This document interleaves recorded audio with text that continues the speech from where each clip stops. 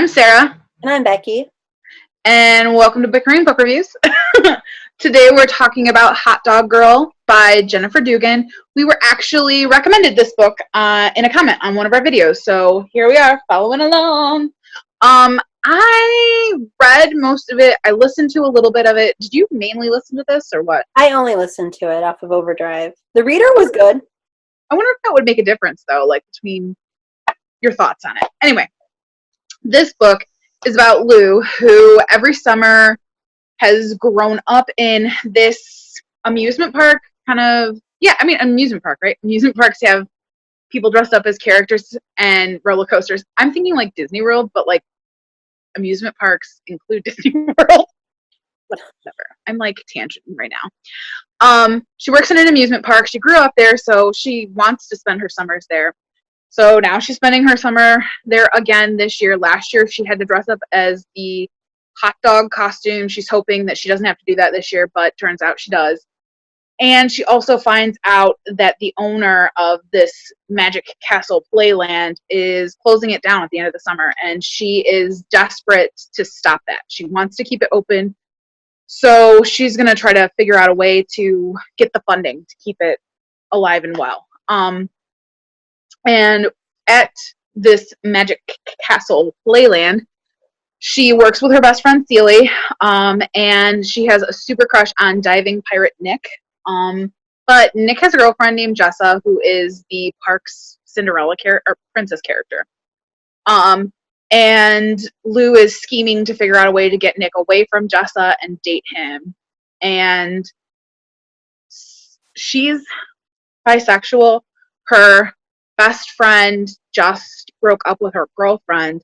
And so, kind of in a convoluted way to get Nick jealous, she starts fake dating her best friend, Celie. And then it just kind of gets even more convoluted from there. Like, right? Is that... That's about it. So this book I found super frustrating. Like, I think there was so much untapped potential with this book. Like, to me, it could have been awesome, and instead it was just kind of eh. I did not care for the main character. It had good bones.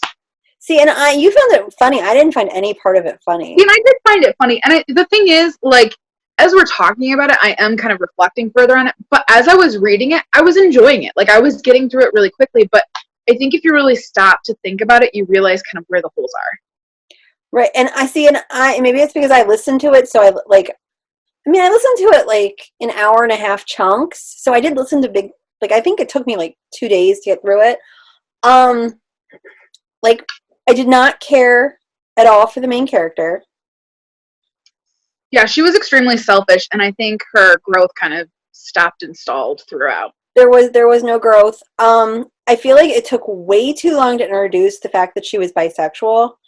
And based on the book description and the fact that it wasn't introduced, it felt it made the fake dating feel very manipulative. But is that something that plays off of the fact that, off of our kind of stereotypes or our assumptions as readers? Like, we automatically assume that everybody is heterosexual? Well, but the book introduces with that she's obsessed with this boy. Right, but she could always be bi. Right, that is true. That is a heteronormative idea. But I feel like there was something in the description too, because I had actually tried to listen to this a while ago, and I stopped because maybe things changed from an arc, but there are early reviews where people did not care for aspects of it because of that. But I found it like there's the potential to have all of these other interesting characters, and you don't know anything about them. Like, you just learn like a little bit, and nobody's like really fleshed out. Yeah, I definitely do want to know more about the characters in there, because they are like, they're strong face value. Like, what is going on with Jessa's family? Like, I need more development on that. And I really liked the character of Nick, but I think we definitely needed to interact more with him. But you find like the interesting facts are maybe like 10 pages. It also, I love me a fake date book, and they kept saying that it was a fake date book, but for there to be a fake date book, there have to be fake dates. There was like one. There's no like, for a fake date book to work, they have to like interact, and you have to see that like they don't see it, and like there's a glimmer there, and that doesn't happen. Like, it's like a switch was flipped, and all of a sudden, like, boom, and it was very switchy. It was very like, I don't like you, I like you. And I wanted to like this because like I said, I really like fake date books. The more times I say that, the more it sounds like something else. And so like I was excited about this, and I thought that this could be a very empowering book for LGBTQ teens, and maybe it is, and I'm just not seeing it because I'm not looking at it from that angle, but it just, to me, it just didn't work. And everything felt very rushed. The resolution felt rushed. The characters felt rushed, so I didn't know anything about them. It did feel rushed. I just... And I don't know. I enjoyed it. I enjoyed it before I started looking at it. Like, if I just took it as face value and didn't really critically think about it, I would be all on board. But, like, the more that we talk about it, I'm like, no, you're making some really good points. Well, and I kept trying to like it. Like, I was like, so when I first started, I was like, you know, I had listened to like the first 45 minutes of it, and I was like, I don't love it. I'm like, okay, but I'm going to come in with a fresh, like, set of eyes.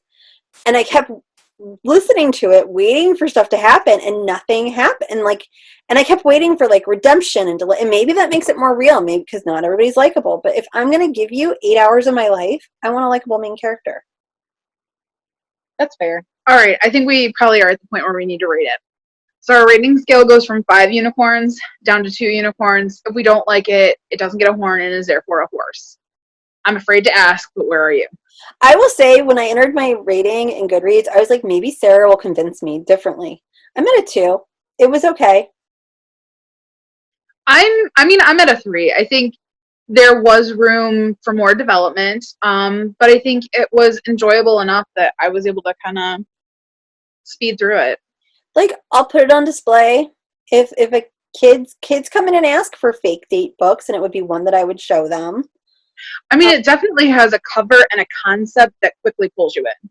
Right. Like, I was all about reading about a girl dressed up as a hot dog for the summertime. I'm like, and okay. I always make a point of, when I do displays, to try to put at least 2 or 3 LGBTQ books on there, so that would totally get on displays. But it's not my go-to. That's fair. And so that is where we are on Hot Dog Girl. All right. See you around. See you around. Bye.